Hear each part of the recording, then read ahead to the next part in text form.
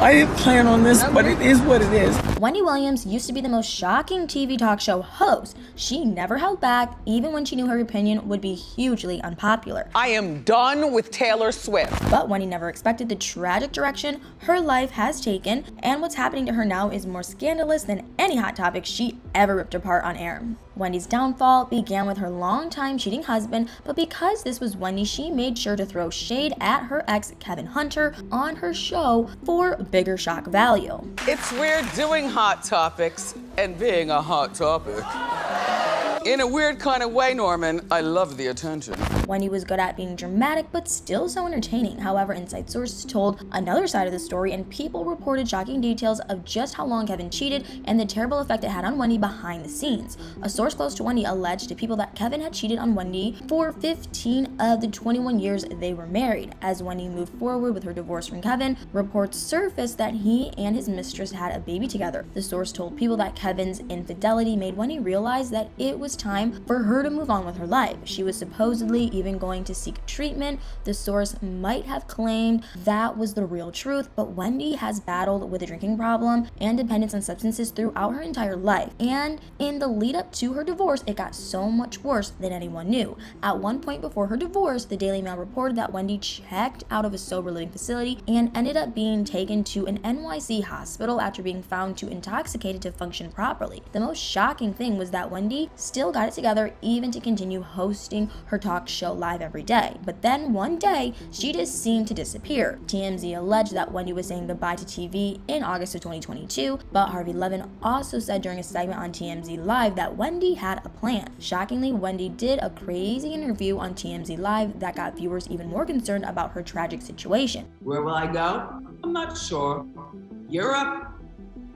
The France. It was obvious that Wendy was in some kind of physical or emotional distress, and people were not throwing shade when they suggested that she must be seriously ill. The tragic situation became even crazier on February 22nd of this year when a lot of different information was published all over the internet about Wendy's health and personal battles behind the scenes. PR Newswire released a statement on behalf of Wendy's so-called care team. The statement addressed how Wendy had lost words and acted erratically over the past 2 years. The statement also claimed that Wendy had been experiencing difficulty understanding financial transactions, and in 2023, it is alleged that Wendy underwent a battery of medical tests. As a result of medical testing, the treatment claimed that Wendy was officially diagnosed with primary progressive aphasia and FTD, which is a form of dementia, both conditions which allegedly affect Wendy's behavior and cognitive functions. Although the statement ended with this: Wendy is still able to do so many things for herself. Most importantly, she maintains her trademark sense of humor. In another People update published on February 22nd, the shocking details emerged that Wendy's financial advisor asked Wells Fargo to freeze her assets in 2022 because she was allegedly of unsound mind. Inside sources have also thrown shade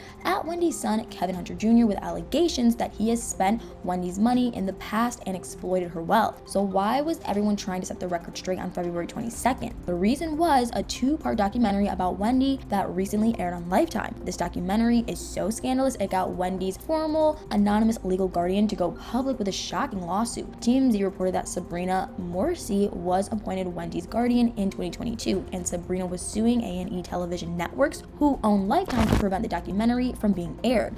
Other media outlets reported that Wendy approved and signed off on the Lifetime documentary. Shockingly, Wendy alleges in the documentary that her guardian stole money from her, although Lifetime claims that Wendy proved no evidence that proves Sabrina's guilt. Today.com was one source that alleged Wendy was trying to get a handle on her life and well-being after she stepped away from her beloved show, reporting that Wendy was credited as an executive producer on her documentary. The situation keeps getting crazier, so what's the real truth? Wendy's niece, Alex Finney, appeared on The View on Thursday, February 22nd, and People.com reported Alex's shocking on-air claims. Alex alleged that Wendy's sister and close family members were trying to gather information from her medical team about her serious medical conditions. She claimed that a wall went down between them, and Wendy and the family were blocked out after Sabrina Sabrina was appointed legal guardian. Alex claimed that Wendy's blood relatives could only speak to her when she called them from a blocked phone, so they didn't know the number. Alex told The View co-host, "We went through birthdays, we went through holidays, we went through illness." Then Alex confessed that when Wendy's 93-year-old father was hospitalized,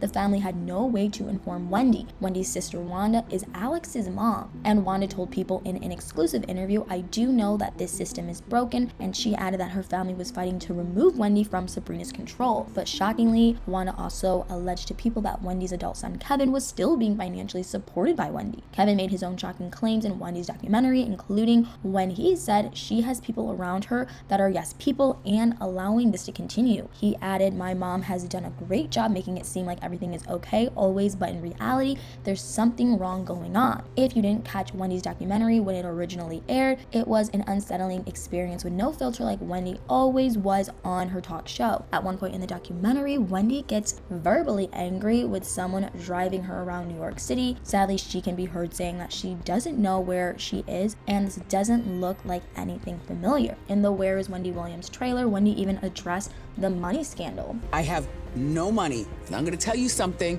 If it happens to me, it could happen to you. In heartbreaking moments, the documentary shows how Wendy's blood relatives have tried to come to her aid when Wendy cried for help, and Wendy is even filmed crying into a throw pillow during one unbelievable confessional. It was also alleged in the documentary that Wendy was still struggling with a drinking problem before her medical conditions were diagnosed correctly. One of her family members found a bottle in her bedroom, and they shockingly asked Wendy, "Did you drink this whole thing today?" Then Wendy got angry and ordered them to keep the bottle there by her bedside. On February 27th, Fox News reported claims by high-level Lifetime executives who said they never would have done the documentary had they known in advance that Wendy was suffering from aphasia and FTD dementia. Mark Ford is a Lifetime producer, and Fox News said that Mark told The Hollywood Reporter that it was challenging to film Wendy as she clearly struggled. Lifetime is facing accusation that Wendy's documentary exploited her sad condition, and Mark also claimed that wasn't the truth. He said the filmmakers wanted viewers to understand how upsetting it was for all of us in certain instances to know that Wendy's allegedly did not have someone caring for her 24/7. Mark claimed Wendy would be left alone without food, completely on her own in that apartment with stairs. She could have easily fallen, but Mark officially told The Hollywood Reporter, "Of course, if we had known that Wendy had dementia going into it, no one would have rolled a camera. Wendy's tragic downfall may have been caught on camera, but still her saga continues, and sadly, we'll have to wait and see if her guardianship under Sabrina continues, if her sister and niece regain contact with Wendy, or if her son has actually continued to live off his mother's wealth. Hopefully Wendy can get better now that she's receiving the proper treatment for her medical conditions, but the real truth about Wendy's health and future remains very uncertain." Anyway, what do you guys think about all this? What are your thoughts on Wendy's documentary? Let me know in the comments below.